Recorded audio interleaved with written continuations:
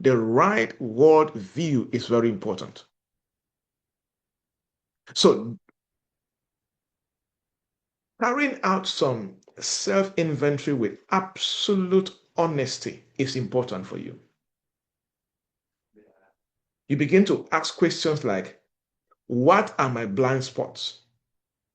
What are the habits and limitations that I have practiced for so long? For some people, you have grown up with those habits and those blind spots. And as long as they are in your life, you will find it difficult to advance in the path of life that can bring you to the place of global relevance. So without that self-inventory, without that awakening to understanding those blind spots and those limitations and those habits that limit you, you will struggle to experience growth.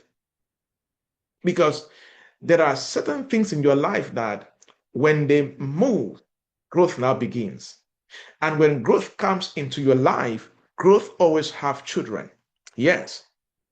If you are, for example, if you are sincerely growing in industry intelligence, that growth will give birth to some opportunities that those opportunities only follow people that are growing in that particular light.